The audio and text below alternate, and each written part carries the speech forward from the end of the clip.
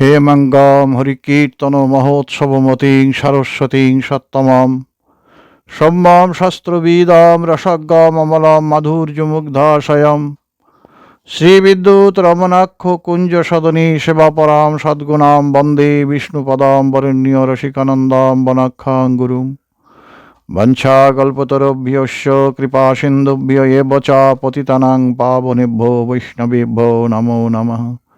নমো মহাবদন্নায় কৃষ্ণ প্রেম প্রদয়তে কৃষ্ণায় কৃষ্ণ চৈতন্য নাম্নে গৌরতীশে নমঃ। হরে কৃষ্ণ কৃষ্ণ কৃষ্ণ হরে হরে হরে রাম রাম রাম হরে হরে। আমরা আজ গীতা থেকে দু চারটি কথা আলোচনা করার চেষ্টা করব। নির্মাণ মহা জিতসঙ্গ দোষা অধ্যাত্মনিত্যা বিনিবৃত্ত কামাহ দ্বন্দ্বৈর বিমুক্তঃ সুখ দুঃখ সঙ্গৈর গচ্ছন্তি অমূঢ়া পদম অব্যয়ম তৎ। শ্রীমদ্ ভগবদ গীতার কথা। নির্মাণ মোহা, আমাদের অভিমান এবং মোহবর্জিত, অভিমান এবং মোহবর্জিত। অভিমান কি? কুন্তী দেবী ভগবান শ্রীকৃষ্ণকে স্তব করতে গিয়ে বলছেন অভিমান কি? আমাদের অভিমান, জন্মের অভিমান, ঐশ্বর্যের অভিমান। জন্মৈশ্বর্য শ্রুত শ্রীভীরেদমানদুপমান। জন্ম, ঐশ্বর্য, শ্রিত, শ্রী, এই চার প্রকার আমাদের অভিমানের কথা বলা আছে। আমার উচ্চকুলে জন্ম, আমি অপরের কাছে কেন মাথা নত করব? আমি উচ্চকুলে জন্মগ্রহণ করেছি। আর ঐশ্বর্য, আমার অনেক ঐশ্বর্য আছে, আমি বিত্তবান, কেন আমি অপরের কাছে নত হতে যাব? মাথা নত করব কেন? শ্রুত, আমি বিদ্বান ব্যক্তি, আমি অপরের কাছে কেন প্রণত হতে যাব?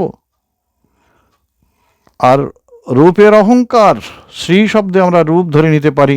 তা রূপের অহংকার যার আছে, সে আবার কুৎসিত ব্যক্তির কাছে সঙ্গে সে কেন মিশবে বা তার সঙ্গে সামঞ্জস্য করতে যাবে কেন? এই যে অহংকার, এই চার প্রকার অহংকার, এই অহংকার কি? এই অভিমান আমাদের কি? এই অভিমানটা আমাদের কোথায় নিয়ে যায়? বলছেন কি, অভিমানম সুরাপানম গৌরবম রৌরবম ধ্রুবম প্রতিষ্ঠা সুকরিবিষ্ঠা স্ত্রয়ং ত্যক্ত্বা হরিং ভজেত। অভিমানকে সুরাপানের সঙ্গে তুলনা করা হয়েছে। অভিমানম সুরাপানম গৌরবম রৌরবম ধ্রুবম। গৌরবকে রৌরব নরকের সঙ্গে তুলনা করা হয়েছে। আর প্রতিষ্ঠাকে কি বলেছেন? প্রতিষ্ঠা সুকরি বিষ্ঠা স্ত্রয়ং ত্যক্ত্বা হরিং ভজেত। জীবনে প্রতিষ্ঠার মোহ, এই প্রতিষ্ঠার মোহেতে কি বলছেন? যে এই প্রতিষ্ঠা সুকরি বিষ্ঠা, অর্থাৎ অসার, জগতে অসার বস্তু যদি কিছু থাকে সুকরি বিষ্ঠা। তাই প্রতিষ্ঠা সুকরি বিষ্ঠা এই স্ত্রয়ং ত্যক্ত্বা হরিং ভজেত, এই তিনকে ত্যাগ না করতে পারলে শ্রীহরি চরণে অনুরাগ হয় না। কারণ আমরা সদা সর্বদা বিষয় আবিষ্ট চিত্ত, আর বিষয় আবিষ্ট চিত্তানাম ভগবদ আবেশ সুদূরত। বিষয় আবিষ্ট চিত্তে ভগবদ আবেশ হয় না। এই যে আমাদের যে অভিমান, এবং এই অভিমানে আমরা একেবারেই নিজেদেরকে অভিমানের দ্বারা, অহংকারের দ্বারা নিজেরা স্ফীত হয়ে আছি। আমরা কিছুতেই ভাবতে পারছি না যে অহংকারে স্ফীত ব্যক্তির কি দুর্দশা হয়, কি গতি হয়, এটা আমরা জানি না। অহংকারে স্ফীত ব্যক্তি কি না, তার অহংকারের দ্বারা যিনি স্ফীত, যিনি অহংকারে মোটা হয়ে গেছেন, ফুলে উঠেছেন, তার দশা কি হয়? যেমন আমরা হাতে একটা ঘড়ি পরেছি, হাতে একটা ঘড়ি পরেছে, এই ঘড়ি পরেই হাতটা যদি কি হয় না ফুলে যায়, মোটা হয়ে যায়, তাহলে কি হবে? ঘড়ির চেনটা, বেল্টটা একদম টাইট হয়ে যাবে, এটাকে আর খোলা যাবে না। কিন্তু এই হাতটা যদি কোনো কারণে সরু হয়ে যায়, কি হবে না? হাতের ঘড়িটা এমনি খুলে পড়ে যাবে নিচে, খুব সরু হয়ে গেলে। তা অহংকারে মানুষ যখন স্ফীত হয়, তখন মায়ার বন্ধনটা খুব জোর হয়। মায়ার বন্ধনটা খুব জোর হয়। যেমন ঘড়ি হাত ফুলে গেলে ঘড়িটা যেমন হাতের উপরে বসে যায়, কবজিতে বসে যায়, ঠিক তেমনি আবার হাতটা যখন সরু হয়ে যায় তখন ঘড়িটা এমনি খুলে যায়। আর মায়ার বন্ধন এমনি, যখনই আমাদের অহংকার থাকে না তখন মায়ার বন্ধন থাকে না, মায়ার বন্ধন এমনি এমনি খুলে যায়। সেই জন্য অভিমানকে ত্যাগ করার কথা বলেছে, অহংকারকে ত্যাগ করার কথা বলেছে। আর কি বলেছে? আর একটা কি বলেছেন, যে মান সম্মান অভিমান মোহবর্জিত হতে হবে। মোহবর্জিত। অভিমান গেল, অভিমান আমাদের মান সম্মান। জানেন, মান সম্মান, একজন আমাদের আশ্রমে একবার একজন শিক্ষক ছিলেন, রিটায়ার্ড শিক্ষক ছিলেন। তিনি আসাম গভর্নমেন্ট হাই স্কুলের হেডমাস্টার। তা তিনি বৃন্দাবনে ছিলেন। তো তার বাড়ি থেকে একটা চিঠি এসেছে। চিঠি আসলে তার নাম ছিল গুণসাগর দাস। এখন এই গুণসাগর দাস, তার নাম শুধু এই নামেই চিঠিটা এসেছে। উপরে এই নাম দিয়ে তারপর অ্যাড্রেস দিয়েছে, দিয়ে চিঠিটা পাঠিয়েছে। পাঠালে উনি কি করেছেন, উনি আসামীয় ভাষা তো আমরা খানিকটা বুঝতে খুব বেশি কষ্ট হয় না। তা যাই হোক, এখন বলছে যে আসামের ভাষায় তিনি বলছেন, হ্যাঁ এই চিঠি আমি পড়ব না। কেন? বলে আমার নামের আগে শ্রী দেয় নাই। মানে নামের আগে শ্রী যুক্ত করেনি বলে সেই জন্য চিঠিটাই পড়বে না, তার সম্মানে লেগেছে। বুঝুন অবস্থা। সুতরাং আমাদের এই প্রকার এই অভিমান, মান সম্মান মর্যাদা পাওয়ার ইচ্ছা আমাদের খুব থাকে আমাদের মনেতে। তাই এই শরীরের যেগুলি শরীর সম্বন্ধীয় আমাদের যে মান সম্মান অভিমান, এগুলি আমাদেরকে বিঘ্ন করে। আর কি বলছেন, নির্মাণ মোহা, মান ও মোহা। মোহ বলতে মোহ কাকে বলে? মোহ শব্দটি উচ্চারণ করলেই মনে পড়ে যে মোহ অর্থাৎ মমত্ববোধ। মমত্ববোধ কি? মম মাতা মম পিতা মমেয়ং গৃহিণী গৃহম এতদস্তু মমত্বং যৎ স মোহ ইতি কীর্তিত।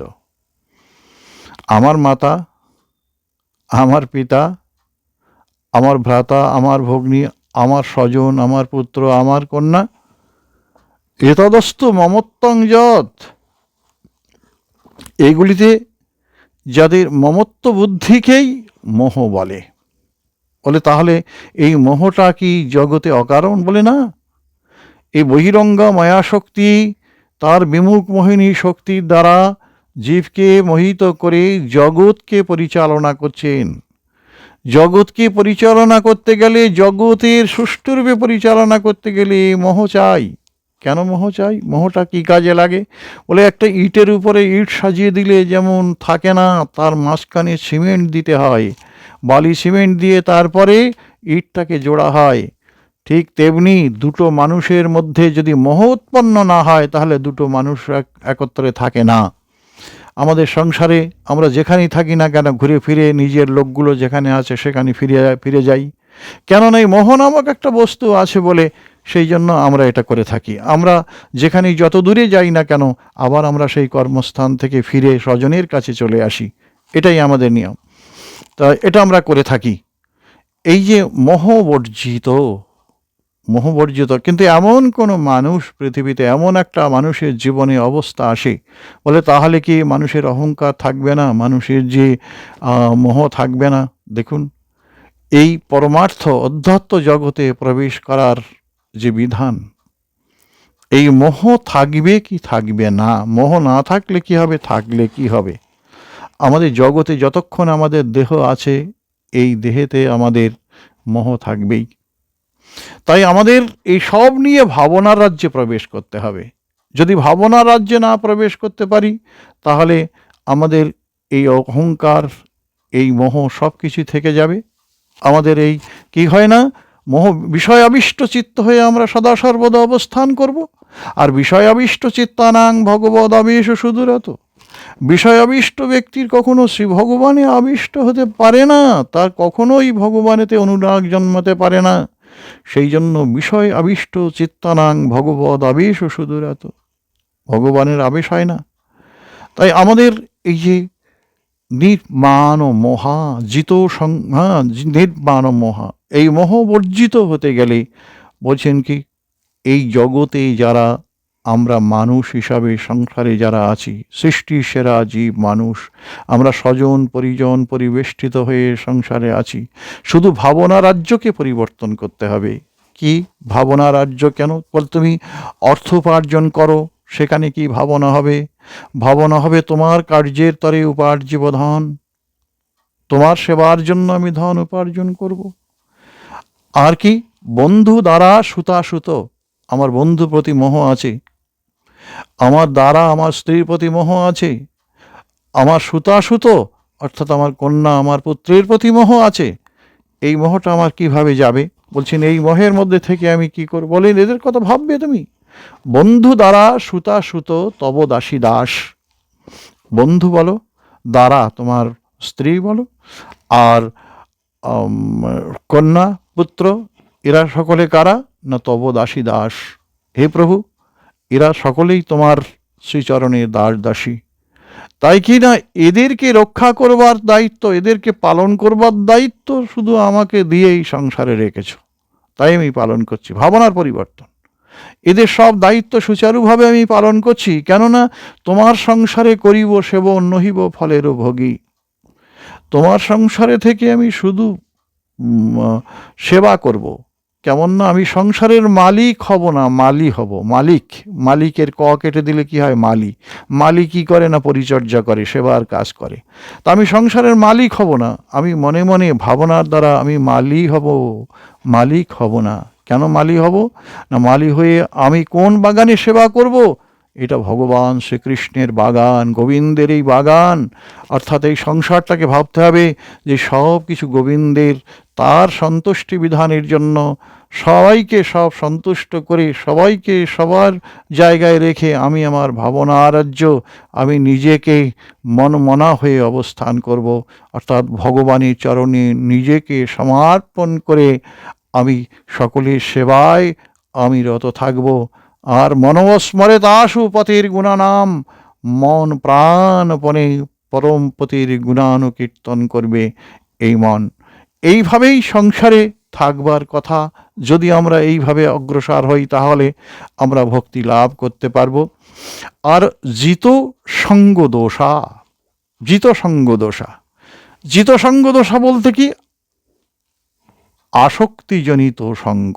আসক্তি, জগতে কেউ কিছু ত্যাগ করতে পারে না, মোড় ঘোরাতে হয়। জীবনে ত্যাগ করা যায় না, মোড় ঘোরাতে হয়। এটাই হচ্ছে কথা। কেমন মোড় ঘোরাতে হয়?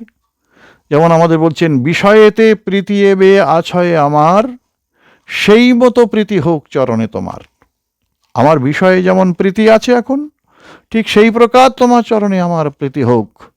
বিষয়েতে প্রীতি এবে আছয়ে আমার, সেই মতো প্রীতি হোক চরণে তোমার।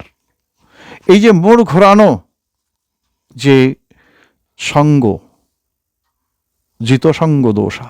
সঙ্গ কি না? সঙ্গের দ্বারা মানুষের বাসনা উৎপত্তি হয়। সঙ্গাত সঞ্জয়তে কাম, কামাত ক্রোধা বিজায়তে। সঙ্গাত সঞ্জয়তে, সঙ্গ হতেই মানুষের ভাবনার পরিবর্তন হয়, উৎপত্তি হয়। যে যেমন সঙ্গে থাকবে তার ভাবনাটা ঠিক সেইভাবে তৈরি হবে। তাই বলছেন জিত সঙ্গ দোষা, জিত সঙ্গ দোষা। এই যে সঙ্গ, যদি বহির্মুখ সঙ্গ, ভগবত উন্মুখী জনের সঙ্গ, ভগবত ভক্ত সঙ্গ, ভগবানের সেবা যিনি করছেন তার সঙ্গ, ভগবানের মধ্যে ভাবনা রাজ্যে যিনি ভগবানকে বসিয়ে রেখেছেন, ভগবানের রাজ্যে যিনি ভাবনায় বিচরণ করছেন তার সঙ্গ, আর ভগবত বহির্মুখ জনের সঙ্গ। এই দুটি সঙ্গের পার্থক্য বুঝতে হবে। যারা ভক্তজন তারা কি করেন? তারা কি করেন? যারা খুব ভক্তজন তারা কি মনে করেন? যেমন একটা অগ্নিপিঞ্জর, আগুনের খাঁচা, চারিদিকে আগুন জ্বলছে, সেই খাঁচার মধ্যে যদি কেউ বসে থাকে তাহলে সে জ্বালা অনুভব করবে।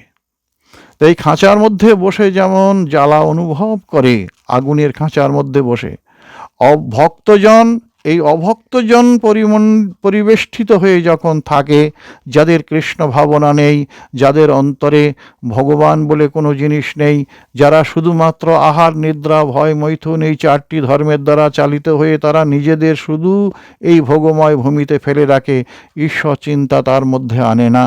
কত কথা বলে, আবোল তাবোল বকে, কিন্তু ভগবানের কথা বলে না।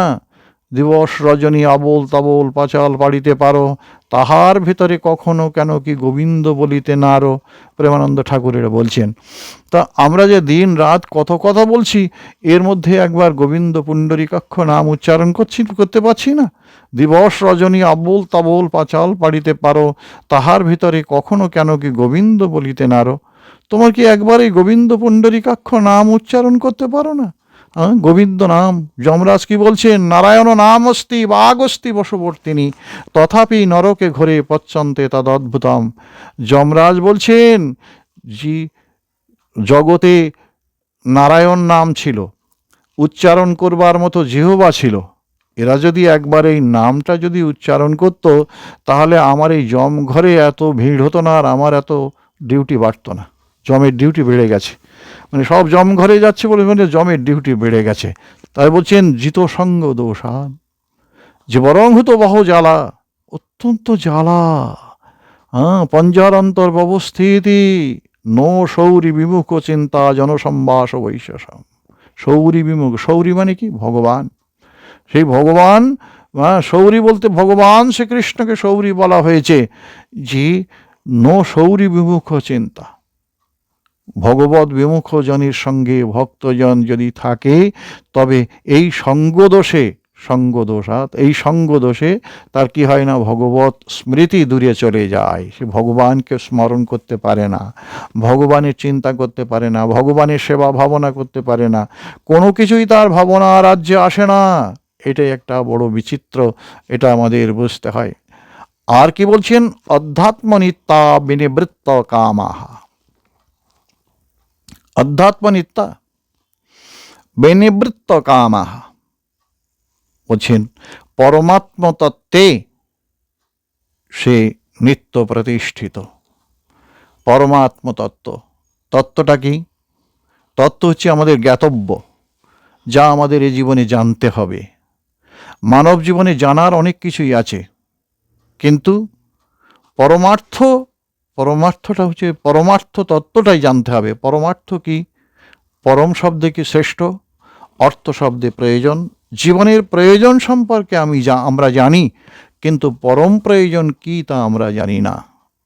এই জন্য পরম প্রিয় কি, জীবনের পরমার্থ সম্পর্কে ধারণা করতে গেলে জীবনে পরম প্রয়োজন কি, পরম অর্থ, পরম প্রয়োজন কি তা আমাদেরকে অবশ্যই জানতে হবে। তাই সেই পরমার্থ তত্ত্বে নিত্য প্রতিষ্ঠিত আমাদের পরমার্থ তত্ত্ব কি? ভগবান। কে? না ঈশ্বর পরম কৃষ্ণ সচ্চিদানন্দ বিগ্রহ অনাদিরাদি গোবিন্দ সর্বকারণ কারণাম। তিনি হচ্ছেন অনাদিরাদি, তিনি সর্বকারণের কারণ, তিনি হচ্ছেন তত্ত্ববস্তু, জ্ঞাতব্য বিষয়, তাকে জানতে হবে। এই তত্ত্বে যিনি নিত্য প্রতিষ্ঠিত, অর্থাৎ যার মন, যার বুদ্ধি, যার ভাবনা সব কিছু কায় মনোবাক্যে যিনি এই শ্রীকৃষ্ণ চরণে আত্মনিবেদন করে আছেন, ভগবত চরণে নিজেকে সমর্পণ করে রেখেছেন কায় মনোবাক্যে, তার কি হয় না? তিনি নিত্য প্রতিষ্ঠিত। এই হচ্ছে ভক্ত স্বভাব, নিত্য প্রতিষ্ঠিত। যিনি সেই ভগবানের অবিনাশী যে পরমপদ ভগবান শ্রীহরি চরণে যেতে চান, তার এই প্রকার পরমাত্ম তত্ত্বে নিত্য প্রতিষ্ঠিত হতে হবে। আর কি? বিনিবৃত্ত কামাহা, বিনিবৃত্ত কামাহা, সমস্ত কামনা রহিত। এটা কেমন কথা হলো?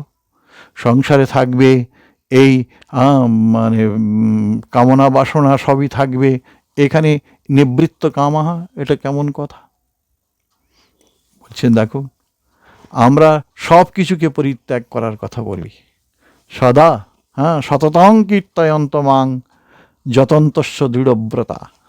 আমরা বলি সততং, সবসময় ভগবানকে চিন্তা করা, সবসময় বলতে ভাবনাটা বুঝুন, বিষয়ে মানুষের অত ক্ষমতা নেই যে সব সময় সর্বদা সে কৃষ্ণ চিন্তা করবে, সব সময় ভগবানকে ভাববে। তবে কি জীবনে ভাবনার বিশেষ কতগুলো দিক আছে, যেটা কেমন করে ভাবতে হয় সেটাও আমাদের শিখতে হয়, কি করে ভাবতে হয়। যেমন আমাদের সারা দিনের মধ্যে আমরা কি সত্যি একটু বিশ্রাম পাই না? আমাদেরকে এন্টারটেনমেন্ট মানে কোনো জিনিস থাকে না? নিশ্চয়ই থাকে। আমাদের এই যে অবসর বিনোদন যেটা আমাদের থাকে, এই অবসর বিনোদনের জায়গাটা কিন্তু কম নয়, অনেক অনেক বেশি। সারাদিনে অবসর বিনোদনের জায়গা, এই জায়গাটা আমরা কি করি? এই জায়গাটা নানাভাবে জাগতিক, জড় জাগতিক যত চিন্তা ভাবনা নিয়ে আমরা কাটাই।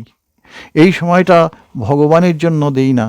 এই সময়টা সচেতন কাজকর্ম করা হয়ে গেল, সব কিছু করা গেলে এসে বসলাম, আর দেখি টিভিটা ছাড় দেখি, নাহলে একটু গানটা বাজা দেখি, একটু শুনি, একটা সিনেমা দেখি, এইসব নানাভাবে মনটাকে একটু ঠিক করার জন্য এই সময়টা ব্যয় করি।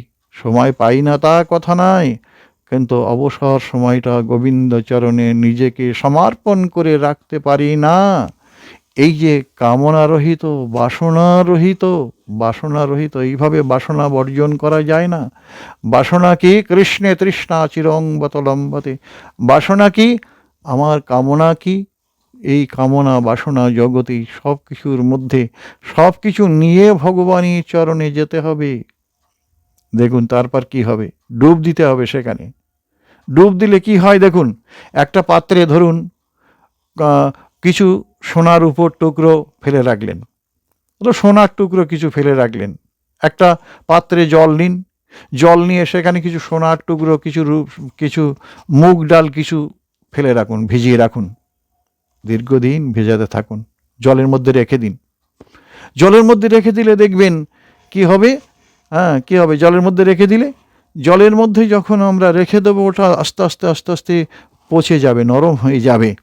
গেলে তারপরে ওটাকে ধুয়ে ফেললে, একটু নাড়াচাড়া দিয়ে ভালো করে ধুয়ে ফেললে দেখবেন গলে পচে ডালগুলো সব বেরিয়ে চলে গেছে। সোনার টুকরো যেমনভাবে ছিল ঠিক তেমনিভাবে আছে।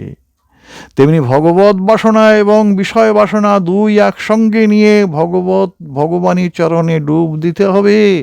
ডুব দিয়ে থাকলে, তা চরণে পড়ে থাকলে কি হবে? একদিন দেখবেন ওই ডালগুলোর মতো ওই রকম কামনা বাসনা সব কিছু গলে পচে বেরিয়ে চলে গেছে। ভক্তিরূপী স্বর্ণটি উজ্জ্বল হয়ে আছে, ভক্তিরূপী স্বর্ণটা উজ্জ্বল হয়ে আছে, তাই না? এটা খুব সহজ উদাহরণ, এবং এটা সত্যিকারের আমাদের জীবনে এটা পালন করা উচিত। এইভাবেই আমাদের বাসনা কামনা রহিত হতে পারি। নাহলে সব কিছু ফেলে দিয়ে আমরা ভগবানের কাছে যাব, এটা হয় না জগতে। একদিন দেখবেন সব কিছু ভগবানের করুণা, তার করুণা হলে কি না জগতে হয়। ভগবানকে যদি কোনো কারণে কেউ প্রসন্ন করতে পারে, তার সেবা দ্বারা, তার চিন্তা দ্বারা, তার নাম দ্বারা, তার রূপ দ্বারা, তার গুণ দ্বারা, তার লীলা দ্বারা, যে কোনোভাবে নাম রূপ গুণ লীলাতে বিচরণ করতে করতে যদি কেউ তাকে সন্তুষ্ট করতে পারে, কেউ তাকে পরিতুষ্ট করতে পারে, তবে কি হয় জানেন? বলুন তো কি হয়? যদি কেউ সন্তুষ্ট করতে পারে, তবে তার জীবনের সব কিছুই পশ্চাতে পড়ে যায়।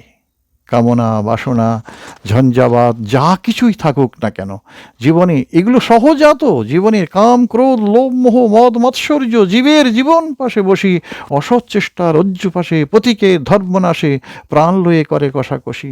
সবসময় সে আমাদের আকর্ষণ করছে, সবসময় বিষয়ের প্রতি আকর্ষণ করছে সবসময়। আর বিষয়ও খলু সর্বদস্বাদ, জগতে সব কিছু বিষয়, এই জড় বিষয়ে আমরা আকৃষ্ট হয়ে পড়ে আছি। তাই এখানে কামনা রহিত হতে গেলে কি হবে না, সব কিছু ভগবানের চরণে অর্পণ করে সব কিছু নিয়ে তার কাছে যেতে হবে। দেখবেন ওই বাসনাগুলো কামনাগুলো ওগুলো মুগ ডালের মতো পচে বেরিয়ে চলে যাবে।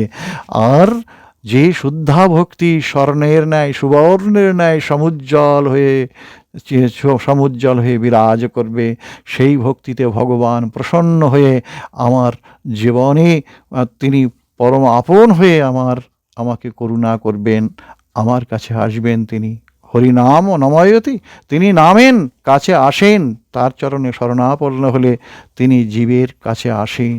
মর্ত হতে ভগবান সেই অপ্রাকৃত গোলক বৃন্দাবন হতে যেমন ভূলোকে এসে লীলা প্রকট করেছেন, তেমনি ভগবান যে অসীম অনন্ত এই সসীমের প্রাণপুরে তিনি অবশ্যই আসবেন, এই বিশ্বাস চাই।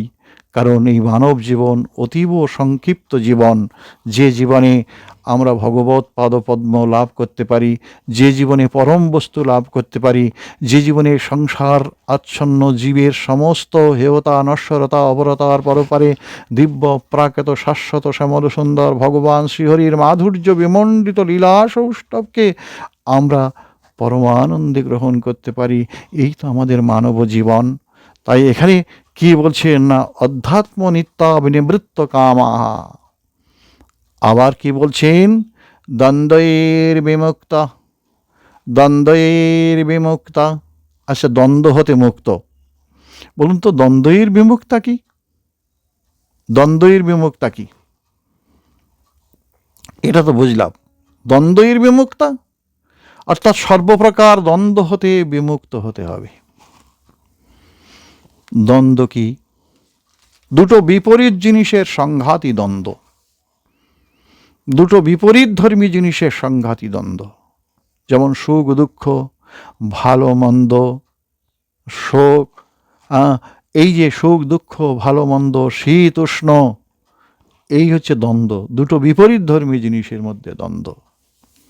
আমরা কোনো কিছু দেখলে, ভালো কোনো কিছু দেখলে আনন্দ হয়, বা আমরা দুঃখে পড়লে আমরা বিমর্ষ হয়ে যাই, সুখে একেবারে উৎফুল্লিত হয়ে উঠি।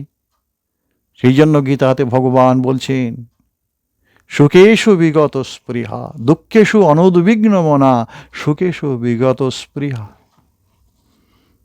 সাধকের যখন সমত্ব বুদ্ধি আসবে, তখন তার কি হবে? সুখ দুঃখকে, জীবনে সুখ দুঃখ মানুষের একটা উপলব্ধি, এটাকেও জয় করতে হবে। এটা যেন অন্তিমে না বিঘ্ন করে। হে ভগবান, সুখ বলো দুঃখ দাও, যা কিছু আমার জীবনে ও সকৃত কর্মফল। সুখস্য দুঃখস্য ন কোপি দাতা পরাদদাতি কুবুদ্ধির এসাম। সুখ দুঃখ কেউ কাউকে দেয় না, অন্য কেউ কাউকে দেয়, এটা কুবুদ্ধি সম্পন্ন ব্যক্তিরা বলে থাকে। যারা সুবুদ্ধি সম্পন্ন ব্যক্তি তারা কি বলে? অহংকর্মে বৃথা অভিমান সকর্ম ফলে গ্রথিতা হি লোকা। আমি বৃথা অভিমান করছি, অহংকর্মে বৃথা অভিমান সকর্ম ফলে গ্রথিতা হি লোকা। আপন কর্ম ভুঞ্জায় সমন কহে লোচন দাস। বলছেন আমি নিজ কর্মফল, নিজের কর্মফলকে আমি ভোগ করছি। এটা অতি সহজভাবে আমাদের বুঝতে হবে যে আমরা নিজেদের কর্মফল আমরা ভোগ করছি। আপন কর্মফল, জন্ম জন্মান্তরে সঞ্চিত কর্মফল, একটি প্রাক্তন কর্ম, প্রারব্ধ একটি অপ্রারব্ধ কর্ম। এই জীবনে যেটা ভোগ হচ্ছে পূর্বজন্মের যে কর্ম, এটাকে বলা হয় প্রারব্ধ কর্ম। আর অপ্রারব্ধ কর্ম একটি কর্ম সঞ্চিত হচ্ছে পরবর্তী জীবনের জন্য। যারা ভগবত ভজনা করে, ঈশ্বর ভজনা করে, তাদের এই জীবনে দুটি কর্মই ভোগ হয়ে যায়, প্রারব্ধ কর্ম ভোগ হয়ে যায়, অপ্রারব্ধ কর্ম ভোগ হয়ে যায়। যদি দুটো কর্ম ভোগ না হয়, কর্মফল যতদিন থাকবে ততদিন এই পৃথিবীতে বারবার আসিতেই হবে। প্রারব্ধ কর্মের ফল যতদিন রবে এ পৃথিবীতে বারবার আসিতেই হবে। শঙ্করাচার্যের ভাষায় পুনরপি জননাম পুনরপি মরণাম পুনরপি জননী জঠরে শয়নাম।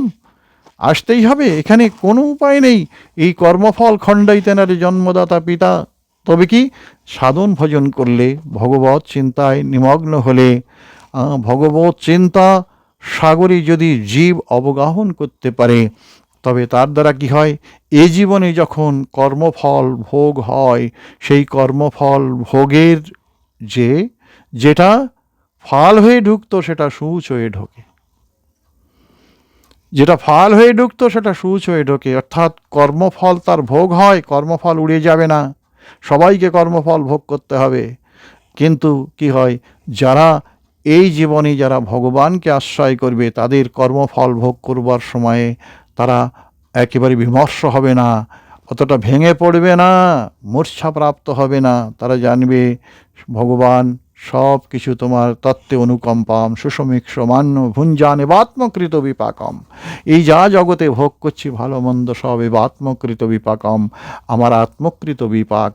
তুমি কষ্ট করে ভোগ, তুমি এই জীবনে কৃপা করে আমাকে দিয়ে ভোগ করিয়ে নিচ্ছ, এটা আমরা বুঝতে পারবো।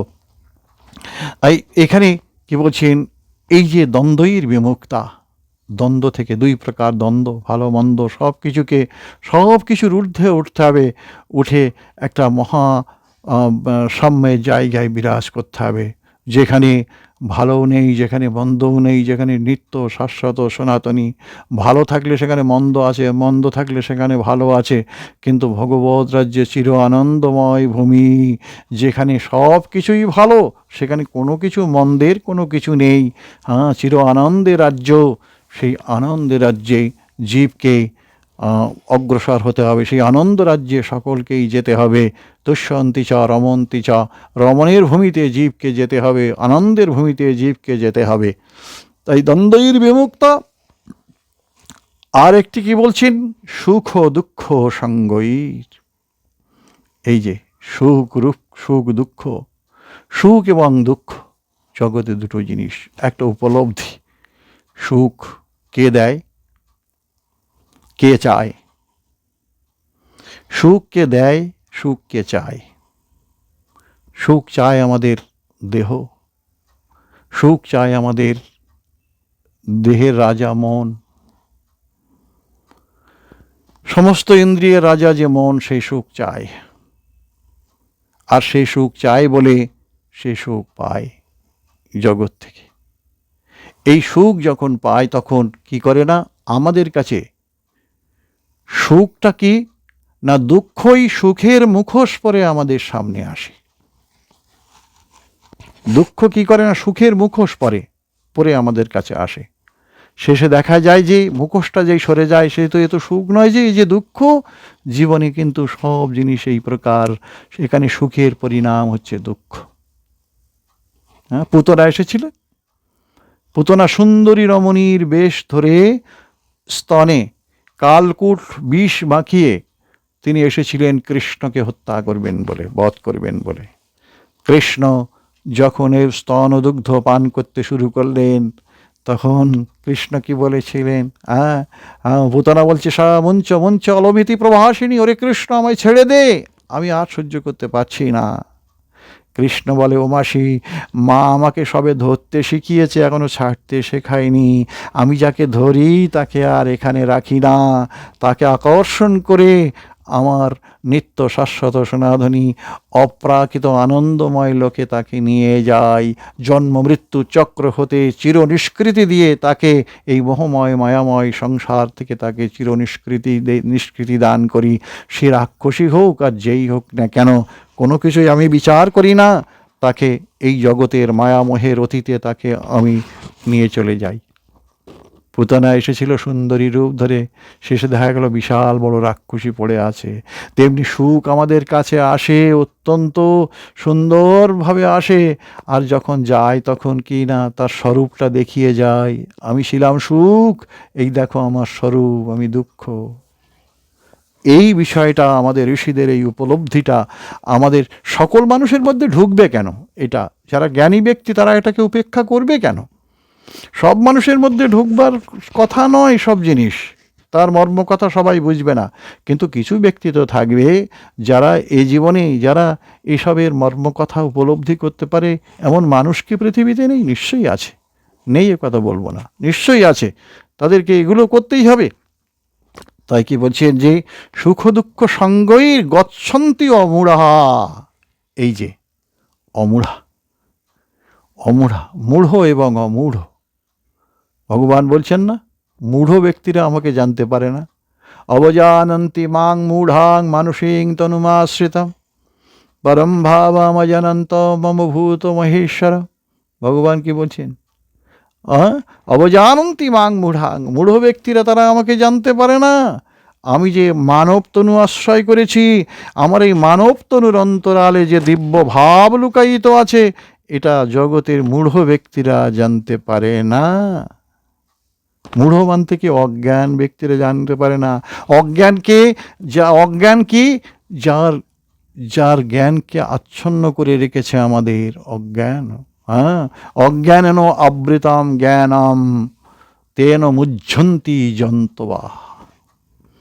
আমরা একেবারে অজ্ঞানের দ্বারা আবৃত হয়ে আছি। অজ্ঞান, যে যে বস্তুটি ভগবানকে জানা যায় না, যে বস্তুটি ভগবত পথে যেতে বাধা সৃষ্টি করে, যে বস্তুটি ভগবানকে অস্বীকার করে, যে ব্যক্তি যে বস্তুটি ভগবানের, যে ভাবনা, যে চিন্তা ভগবানের তত্ত্বটাকে অস্বীকার করে, এবং ভগবান যে নররূপে জগতে আসেন, নরলীলা করেন, যেখানে নরলীলা, ভগবানের এই নরলীলা সর্বোত্তম নরলীলা, কৃষ্ণের যতেক খেলা সর্বোত্তম নরলীলা, এই সর্বোত্তম না ভেবে নরলীলাকে তারা সাধারণ মানুষের মতো ভাবে।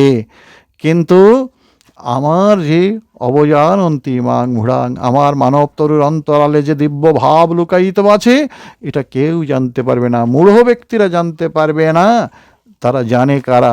যারা অমূঢ়া, গচ্ছন্তি অমূঢ়া। অমূঢ়া বলতে কি? অমূঢ়া বলতে কি? যাদের এই জ্ঞান, যাদের জ্ঞান অজ্ঞানের দ্বারা আচ্ছাদিত হয়নি, এই অমূঢ়া ব্যক্তি অর্থাৎ জ্ঞানী ব্যক্তি তারা কি করে? গচ্ছন্তি অমূঢ়া পদম অব্যয়ম তৎ, এই অব্যয় পদে চলে যায়, ভগবানের পদে চলে যায়। বলে দেখুন আমাদের সম্মুখে কি আছে না? মোহের আবরণ আছে। মোহ বলছে না, মোহ আমাদের চারিদিকে আবৃত। বলে আমরা একেবারে মোহকূপের মধ্যে পড়ে আছি। কেমন? বলে কি করে? আমরা এত লেখাপড়া জানি, আমরা কূপের মধ্যে পড়ে থাকবো কেন? বলে হ্যাঁ, আমরা সবাই কূপের মধ্যে পড়ে আছি। বলে আমরা আমেরিকা যাচ্ছি, জার্মান যাচ্ছি, ফ্রান্স যাচ্ছি, রাশিয়া যাচ্ছি, আমরা কেন এই প্রকার কূপের মধ্যে পড়ে থাকবো? সারা বিশ্ব তোলপাড় করে বেড়াচ্ছি, আমাদের কাছে আবার কূপ কোথায়? বলেন হ্যাঁ, আমাদের কাছেই সবচেয়ে কূপ। বলে তুমি যেখানেই থাকো না, যে দেশেই থাকো না কেন, যখন তুমি জগতের দিকে মুখ ফেরাও তখন তুমি কি দেখতে পাও? মম মাতা মম পিতা মমেয়ং গৃহিণী গৃহম, এই যে আমার মাতা, আমার পিতা, আমার গৃহিণী, আমার গৃহ, এটাই তুমি দেখতে পাও। আর সেখানেই তোমার মাথায় ধাক্কা লাগে, এর বাইরে তোমার চিন্তা যায় না। চিন্তা করতে গেলে আগে বউয়ের কথা মনে পড়বে, ছেলেপেলের কথা মনে পড়বে, সংসারের কথা মনে পড়বে, মা বাবার কথা মনে পড়বে, চারিদিকে সব ঘিরে আছে এরা, এর বাইরে মন যায় না। কিন্তু যারা দিব্যসুরীগণ অর্থাৎ যাদের সামনে এই মায়া মোহের আবরণ নেই, তারা সম্মুখ দিকে তাকালে কি দেখে? এই বলুন, সম্মুখ দিকে তাকালে কি দেখেন? ওম তদ বিষ্ণু পরমম পদম সদা পশ্যন্তি সূরায় দিবিব চক্ষুরাতাতম। হ্যাঁ, ওম তদ বিষ্ণু পরমম পদম সদা পশ্যন্তি সূরায়, সদা পশ্যন্তি, সব সময় তারা কি কি দেখছেন? তাদের সামনে কোনো আবরণ নেই, তাই তারা কি দেখছেন? দিব্য শরীগণ দেখছেন। কি দেখছেন না? পদম অব্যয়ম তৎ,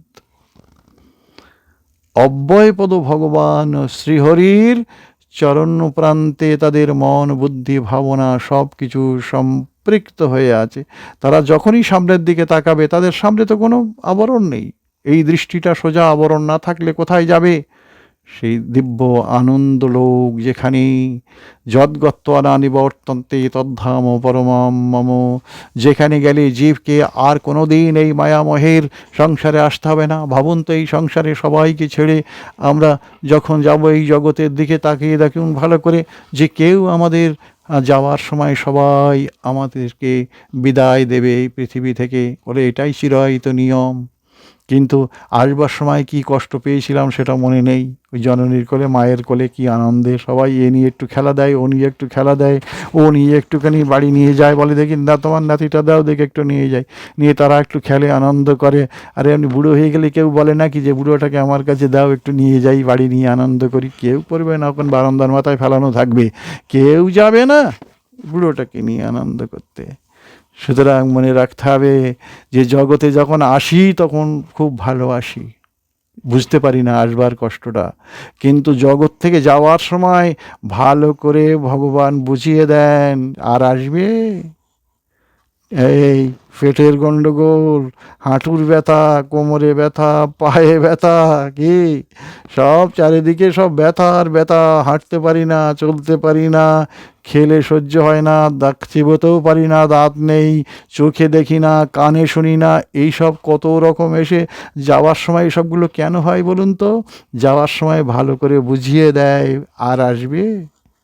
আমাকে ভুলে আর এই জগতে আসবে? বোঝো এইবার যাওয়ার সময় মজাটা। তাই যাওয়ার সময় একেবারে একলা একলা চলে যেতে হয়। এই পৃথিবী এমনি রবে আছে ঠিক যেমন, শুধু একা আমায় যেতে হবে, বোঝে না তেমন। আমার কান্না হাসি পড়ে রবে, ভুলবে আপন জন। অলমিতি।